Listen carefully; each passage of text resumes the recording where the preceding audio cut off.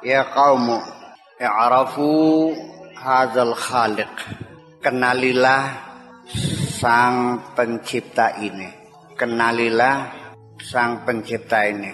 Wa ta'addabu baina yadayhi, dan bertata kramalah di hadapannya gitu. Madamat qulubukum ba'idatan anhu, selagi hatimu masih jauh dengan Allah, fa antum sayyi'ul adabi alaih, selagi hatimu masih jauh, ya dapat dikatakan bahwa kamu masih kurang ajar, kurang sopan, tidak sopan kepada Allah. Wa idza qarubta hasuna adabuha, kalau kamu sudah dekat dengan Allah, baru tata keramamu itu bagus, baru adabmu itu menjadi bagus. Hazayanul ghilman alal bab qabla rukubil maliki, kenakalan anak-anak atau berbicara sembarangan anak-anak ketika masih ada di depan pintu sebelum menghadap tuan rumah, menghadap majikan, itu ya biasa. Selontrang, kurang tata krama, sekar pedewek masih di depan pintu, ya itu biasa. Faida rokiba ja'a kharsuhum wa hasuna adabuh, kalau mereka sudah masuk, baru mereka akan terdiam. Wahasuna adabuhum, dan adab mereka menjadi bagus.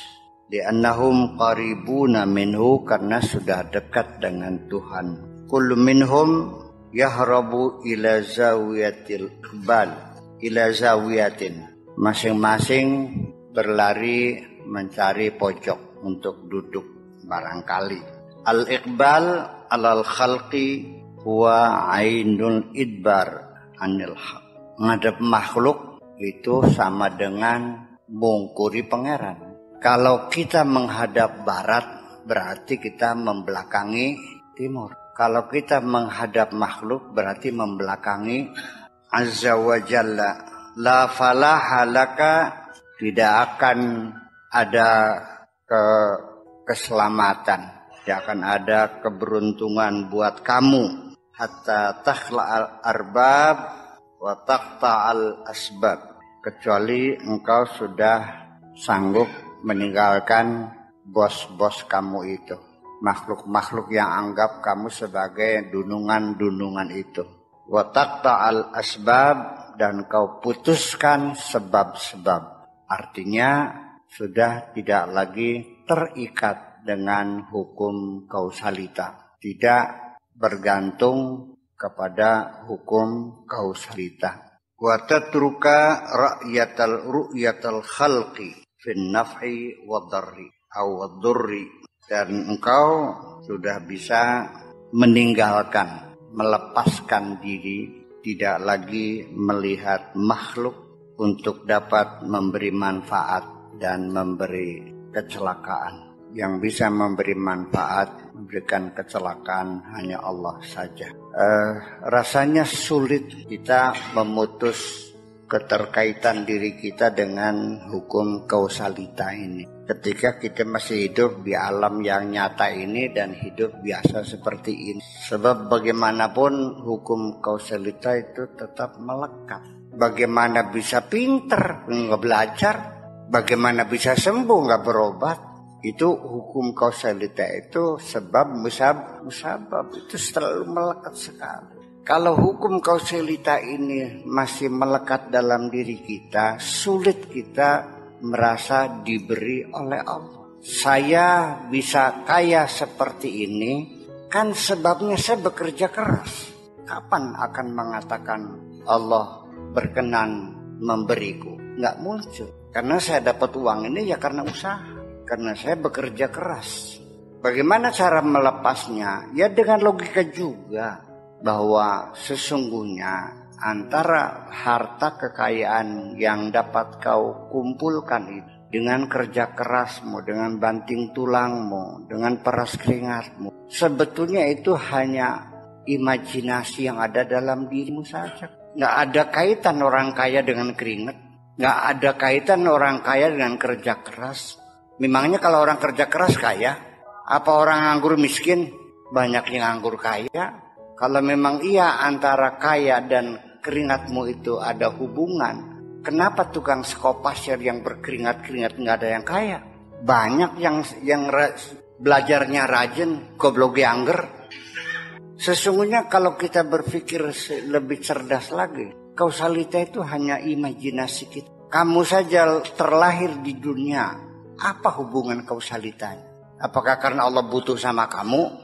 Kamu kena diare, sebabnya karena makan makanan yang sudah basi, ya kan? Kenapa orang beriman yang tiap hari makanan basi, makanan bangkai-bangkai nggak pernah diare? Kenapa yang ranking 1 dari SD, SMP, ranking 1 begitu masuk perguruan tinggi nggak lulus, tapi yang sekolahnya main-main masuk ke kedokteran? Itulah sebabnya kalau seandainya saya juga berpikir dengan kausalita, ya tidak mungkin terjadi pondok ini. Saya juga dikatain orang. Semua orang mengatakannya saya menghayal, nggak ada urusan. Seperti juga dulu saya pernah, karena saya sering bercerita bahwa saya mau belajar di luar negeri, mau ke Mesir. Sobut. Saya kata mereka nggak mungkin.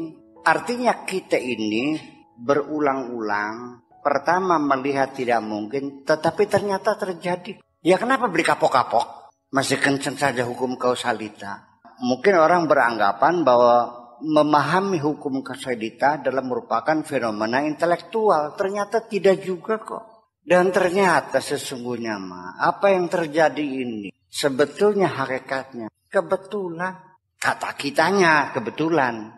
Masa berulang-ulang kebetulan semua? Kebetulan kan sekali dua kali. Kalau terus-terusan masa kebetulan terus? Ya itulah. Bahwa artinya memang sudah terprogram. Semuanya sudah terprogram. Bahwa kamu lahir tanggal sekian, jam sekian, hari ini, bulan ini, tahun ini. Terprogram. Yang satu lagi lahirnya harus disesar. Yang satu lagi lahirnya harus menderita dulu ibunya berhari-hari. Pembukaannya lambat banget. Penyakit yang bakal kamu hadapi di dunia sudah ada informasi dalam deoksiribonukleik asid. Sebagai blueprint pertama manusia, itu sudah ada informasi yang mendetail kok. Dari warna kulit, warna metuk mata, ya kan, golongan darah, sampai penyakitnya, sampai bakat-bakatnya, semuanya sudah ada kok. Barangnya nggak kelihatan mata, karena DNA itu nggak bisa dilihat dengan mata, harus pakai mikroskop. Sekecil apa itu? Informasi yang terdapat dalam DNA itu miliaran informasi.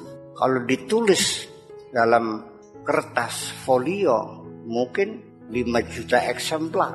Sudah ada semua programnya. Bahwa nanti kamu mengidap kencing batuk, mengidap kencing manis, nantinya kena berbagai macam penyakit degeneratif, itu semuanya kimia.